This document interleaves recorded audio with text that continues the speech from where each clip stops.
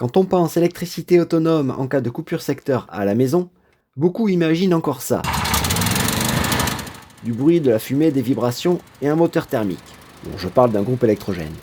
Mais en intérieur, ce genre de solution est non seulement inconfortable, elle est surtout dangereuse. Alors aujourd'hui, je vais tester une alternative silencieuse, utilisable à l'intérieur, capable d'alimenter de l'électroménager ou bien de l'appareillage pour le bricolage ou le jardinage. Et qui pourra même se brancher à des panneaux solaires pour une recharge gratuite. Voici le test complet de la station d'énergie Afferri P280. Et surtout, je vais vérifier si elle tient ses promesses, avec les différents branchements possibles, les réglages depuis l'application mobile et sa fonctionnalité alimentation sans coupure. Et on verra également ses inconvénients par rapport à un groupe électrogène. La station P280 est livrée avec une sacoche pour y ranger 7 adaptateurs MC4 vers connecteur XT90 pour la recharge solaire nomade, ainsi que cet adaptateur secteur pour la recharge en 230 volts sur une prise de courant classique. Une notice papier avec une section en français et illustrée permettant de prendre en main l'appareil, et enfin une housse de protection pour couvrir la station. Elle intègre une batterie de 2048 Wh de technologie lithium fer phosphate assurant 4000 cycles de charge et de décharge. Cette capacité est extensible jusqu'à 10 240 Wh. Au total, on retrouve 13 ports de sortie pour y brancher de multiples appareils. En 230 volts alternatifs, on a 3 prises format Schuko, type F, délivrant au maximum 2800 watts, avec un signal sinusoïdal super propre, comme vous pouvez le constater avec ce relevé à l'oscilloscope, comparé au signal en sortie d'un groupe électrogène qui lui est vraiment bien plus dégradé, et une fréquence un peu variable. Bon, tout ça c'était pour les sorties, afin d'alimenter des appareils électriques. On verra d'ailleurs les quelques limitations en puissance un peu plus tard dans la vidéo. Et côté entrée utilisée pour la recharge de la batterie, on dispose de deux solutions. Soit une recharge en alternatif, directement depuis le réseau électrique domestique, en utilisant ce connecteur. La recharge se fait à 1800 watts maximum et sous 230 volts AC. Ou sinon, pour une recharge totalement gratuite grâce au soleil, il faudra utiliser les deux connecteurs XT90, supportant jusqu'à 1200 watts au total. La recharge se faisant selon l'exposition des panneaux au soleil. Juste au-dessus des entrées, on trouve ce bouton repéré Overload Protection. Il permettra de rétablir l'entrée AC suite à un défaut de surintensité. On va maintenant parler d'un usage très concret et très utile de cette station, l'alimentation de secours en cas de coupure de courant. Si comme moi vous êtes régulièrement confronté à des coupures sur le réseau électrique et que vous ne voulez plus subir une panne totale, cette station peut clairement faire office de source d'électricité autonome. On dispose ici d'une puissance maximale de 2800 watts, répartie sur l'ensemble des sorties, ce qui est déjà très confortable pour un usage domestique d'urgence. Grâce aux 3 prises en 230 volts AC, il est possible d'alimenter pas mal d'appareils essentiels à la maison. Un réfrigérateur ou un congélateur pour éviter de perdre les aliments, un micro-ondes pour chauffer un repas, un radiateur d'appoint pour ne pas se retrouver dans le froid, ou bien faire en urgence une machine à laver et un sèche-linge en jour rouge, Tempo ou EJP. Ou encore une bouilloire électrique si vous avez besoin de faire chauffer de l'eau. Évidemment, il faut garder en tête une chose essentielle. L'autonomie va énormément dépendre des appareils qui y sont branchés. Par exemple, alimenter un réfrigérateur ou un congélateur pendant plusieurs heures, ce n'est pas du tout la même chose qu'alimenter un radiateur bain d'huile de 2 kW, qui va vider la batterie beaucoup plus vite, en moins d'une heure environ. Donc ici, la station est parfaitement adaptée pour assurer l'essentiel, le temps que le courant revienne, à condition de faire des choix intelligents sur les appareils utilisés. Deuxième point très important, la fonction UPS, c'est-à-dire onduleur. Lorsque la station est branchée au secteur et qu'un appareil sensible est alimenté via la station, comme un ordinateur, un serveur, une box internet ou bien un NAS, elle peut assurer une continuité de service automatique en cas de coupure de courant. Concrètement, si le réseau électrique tombe, la station bascule instantanément sur la batterie, sans que l'appareil branché ne s'éteigne. Résultat, pas de redémarrage brutal, pas de perte de données, exactement comme un onduleur classique. Et pour vérifier cela, j'ai réalisé un test réel avec un oscilloscope, afin de mesurer précisément le temps de basculement entre le secteur et la batterie. Sur le site constructeur, le temps de commutation est annoncé à 10 millisecondes. De mon côté, j'ai mesuré des valeurs légèrement supérieures, comprises entre 10,9 et 13 millisecondes. on reste malgré tout dans une plage totalement acceptable pour la majorité des équipements informatiques et électroniques sensibles. Un autre usage intéressant de cette station, l'alimentation d'appoint pour faire des économies d'énergie. Le gros avantage ici, c'est que la batterie peut être rechargée à l'énergie solaire. Et ça ouvre clairement la porte à une utilisation intelligente de l'électricité gratuite. Concrètement, vous pouvez exploiter l'énergie stockée pour alimenter ponctuellement des appareils électroménagers plutôt gourmands. Un lave-linge ou le sèche-linge, un micro-ondes, une bouilloire, ou plus généralement tout appareil consommant moins de 2800 watts. L'idée n'est pas de forcément tout alimenter en permanence, mais plutôt de déporter certaines consommations vers la station, au bon moment, notamment quand elle est chargée grâce à l'énergie solaire. Autre usage très pratique, disposer d'un point d'alimentation déporté, là où il n'y a pas de prise. Ça évite de tirer une rallonge de 30 mètres ou de créer une ligne électrique tout en gardant une source d'énergie fiable et sécurisée. Parlons maintenant d'un usage plus terrain, le bricolage et le jardinage. Avec ses 21,6 kg, la station reste relativement facile à déplacer. On peut donc très bien l'utiliser en extérieur pour alimenter des outils électroportatifs. Par exemple, une scie circulaire, un taille-haie, un broyeur de branches ou encore un compresseur. Attention toutefois à un point très important, la puissance au démarrage des appareils motorisés. Même si un outil est annoncé à 2 kW sur l'étiquette, le courant d'appel au démarrage, lui, peut être bien plus élevé. Et c'est là que ça peut coincer. De mon côté, j'ai rencontré quelques problèmes avec ce compresseur. Le moteur n'a tout simplement pas réussi à démarrer. Et la station s'est mise en erreur de surcharge, car la puissance d'appel était trop importante. Même constat avec ce second broyeur de branches, pourtant donné à 2 kW. Sur le papier ça passe, mais en pratique, le pic de puissance au démarrage empêche son fonctionnement. Conclusion, pour les appareils motorisés, il faut toujours garder une marge de sécurité. Évidemment, la station ne sert pas qu'aux gros appareils. Elle est également très bien équipée pour la recharge et l'alimentation des appareils du quotidien. On retrouve des ports USB-A et USB-C et des sorties DC 12 volts, format allume-cigare ou jack DC 5521 ou encore XT60 allant de 3 à 20 ampères.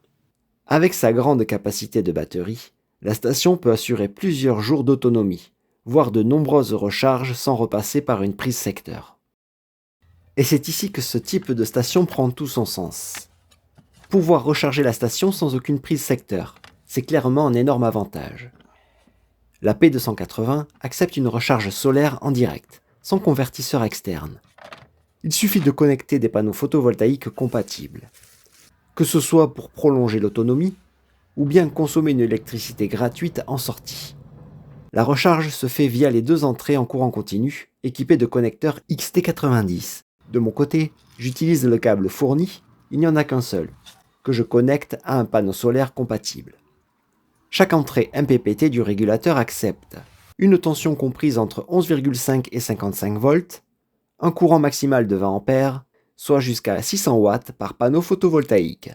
On peut donc atteindre une puissance solaire très intéressante pour une recharge rapide et efficace. Maintenant qu'on a vu ce que la station est capable de faire physiquement, on va passer à la partie logicielle et voir comment la piloter et l'optimiser grâce à l'application. Pour commencer, il faut télécharger l'application en scannant le QR code présent sur le flyer fourni. Ce QR code vous redirige vers le store et plus particulièrement l'application Bright EMS, qu'il faut installer sur votre mobile. Une fois l'application lancée, accordez les différentes autorisations demandées. Activez le Wi-Fi, le Bluetooth et la géolocalisation sur votre téléphone. Si c'est votre première utilisation, il faudra créer un compte utilisateur, simplement avec une adresse email et un mot de passe. Une fois connecté, allumez la station P280 en appuyant 2 secondes sur le bouton Power. Cliquez sur Ajouter un appareil. La station est alors détectée automatiquement. Sélectionnez-la, renommez-la si besoin, puis validez. Il ne reste plus qu'à associer la station à votre réseau Wi-Fi. Entrez le SSID ou nom de réseau, puis le mot de passe, et validez avec le bouton Soumettre. Une fois connecté à la station, l'écran d'accueil de l'application affiche immédiatement le niveau de batterie, l'autonomie estimée et les différentes entrées et sorties actives. Depuis l'application, il est possible d'activer ou de désactiver les différents ports USB, les sorties DC et bien sûr les 3 prises AC 230 volts. L'état des sorties est également visible directement sur l'écran de la station. On peut aussi piloter l'éclairage LED situé à l'avant. Mode éclairage continu, mode SOS clignotant, et enfin le mode flash. Selon l'utilisation, l'application affiche clairement le sens des flux d'énergie. Ici, on voit une recharge solaire via un panneau posé au sol. Et là, une recharge secteur 230 volts avec une estimation du temps nécessaire pour passer de 24% à 100%, soit environ 1 heure à 1800 watts. Sur l'écran de la station, on retrouve également les indications de connexion Wi-Fi et Bluetooth. L'accès au réglage se fait via l'icône roue crantée en haut à droite de l'application. On y trouve de nombreux réglages très intéressants, et notamment l'activation ou non du son des touches, l'autorisation ou non de pouvoir arrêter à distance la station via l'application, le réglage de la limite de décharge minimale, ajustable entre 0 et 50%. Plus la valeur est élevée, moins la capacité utilisable est importante. On peut aussi définir une limite de charge maximale, particulièrement utile en mode UPS, réglable entre 60 et 100%. Dans les paramètres de charge, un mode de charge silencieux est disponible, ainsi qu'une programmation horaire de la recharge secteur. Pour une utilisation en autoconsommation, il est possible de définir la puissance maximale de recharge AC via le réseau de 130 volts. 600 watts, 900 watts, 1200 watts, 1500 watts ou 1800 watts, ce qui permet d'adapter parfaitement la recharge au surplus de production solaire. Pour réduire la consommation inutile, le temps d'extinction de l'affichage est réglable de 3 à 30 minutes. Et il est possible de définir des délais de mise en veille pour la sortie AC, les sorties DC, les ports USB et même l'arrêt complet de la station. Enfin, la configuration du réseau Wi-Fi est modifiable si vous déplacez la station. Et le journal des défauts permet de consulter l'historique des erreurs rencontrées. On va maintenant passer à la partie test et mesures techniques pour voir comment la station se comporte en conditions réelles. Le refroidissement de la station est assuré par un système actif, avec 4 ventilateurs répartis de chaque côté de l'appareil. Lors de mes tests, je n'ai constaté aucune montée excessive de la température sur la surface de la station, ce qui est plutôt rassurant, même à forte charge. Évidemment, qui dit refroidissement actif, dit bruit de ventilation. Lorsque les ventilateurs se déclenchent, un voyant spécifique apparaît sur l'écran de la station. J'ai mesuré le niveau sonore avec un smartphone posé juste sur le dessus. On est aux alentours de 44 décibels. Et près de 55 décibels lorsque je mesure en sortie de la ventilation. C'est clairement audible, mais loin d'être gênant, surtout pour une utilisation en intérieur ponctuelle. Comme je l'ai montré précédemment, la tension délivrée par l'onduleur interne est parfaitement sinusoïdale. On est très loin du signal souvent dégradé que l'on retrouve à la sortie de certains groupes électrogènes, comme on peut le voir ici. D'ailleurs, sur ce type de générateur, même la fréquence n'est pas stable. Résultat, vous pouvez alimenter sans aucun souci des appareils électroniques sensibles, sans risque d'endommager le matériel branché. J'ai ensuite volontairement testé la station avec des appareils gourmands, et même en excès de puissance, pour observer son comportement. J'y ai branché une bouilloire de 2 kW, un radiateur soufflant réglable de 1 à 2 kW. Pour le fun, j'ai osé l'ajout d'un grille-pain. Mais comme la station n'a pas déclenché pour surcharge, j'ai remplacé le grille-pain par cet aspirateur de 2,2 kW. Dans un premier temps, avec l'aspirateur seul, la station délivre environ 1800 watts. Jusque-là, tout fonctionne parfaitement. Lorsque j'ajoute la bouilloire, la consommation totale dépasse les 2800 watts pendant quelques millisecondes. On entend alors l'aspirateur réduire automatiquement sa puissance d'aspiration. On est clairement à la limite maximale de la station. Et enfin, lorsque je passe le chauffage sur 2 kW,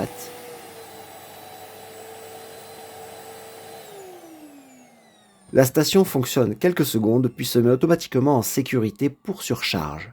Ce comportement est totalement normal et attendu. L'erreur s'affiche immédiatement dans l'application avec un bandeau rouge en haut de l'écran. Et on retrouve également l'événement dans le journal des défauts. Par contre, je n'ai rien vu d'affiché sur l'écran de la station. Et on arrive maintenant au bilan final. La station Afferri P280 peut clairement remplacer un groupe électrogène pour un usage en intérieur, notamment en cas de coupure secteur, afin d'alimenter les appareils essentiels de la maison. Parmi les points forts de cette station, on peut citer une capacité de 2048 Wh extensible avec des batteries additionnelles, de nombreux ports de sortie, aussi bien en AC 230 volts qu'en courant continu, la possibilité de la recharger gratuitement grâce à l'énergie solaire, une grande polyvalence, utilisable aussi bien en intérieur qu'en extérieur, la possibilité de superviser la station en utilisant un téléphone et l'application, un fonctionnement discret, sans émission de gaz, et surtout une mise en service simple, rapide et immédiate, sans aucune contrainte, ou des tests réguliers comme pour un groupe électrogène afin de vérifier son fonctionnement. Du côté des limites, on peut noter la capacité initiale d'une batterie limitée, en cas d'utilisation pour du chauffage par exemple, surtout si aucune source photovoltaïque n'est disponible ou que le soleil est absent. Une puissance maximale de 2800 watts, qui reste inférieure à celle d'un groupe électrogène classique, même si elle permet malgré tout d'alimenter la majorité des appareils importants en cas de coupure. L'absence de bidirectionnalité avec le réseau électrique. La station ne peut pas être branchée directement sur une prise pour compenser automatiquement la consommation de la maison. Il faut donc brancher les appareils directement sur la station pour les alimenter. Et enfin, un prix élevé. Le tarif public est affiché à 1 299 €. Cependant, au moment où je publie la vidéo, il est possible de cumuler les promotions d'hiver avec le code de réduction électrotoile P280, ce qui fait chuter le prix à 819 €. En plus, un adaptateur XT90 vers allume-cigare pour la recharge avec un véhicule vous sera offert. Cela correspond à un rapport prix par kilowattheure d'environ 400 €. Conservez donc cette donnée pour vos comparatifs tarifaires. Et voilà, j'espère que ce guide vous aura été utile. Si c'est le cas, pensez à liker la vidéo, à vous abonner à la chaîne si ce n'est pas encore déjà fait, et bien sûr, laissez un commentaire si vous avez des questions ou un retour d'expérience à partager. Merci beaucoup pour votre soutien, et je vous dis à bientôt pour une prochaine vidéo.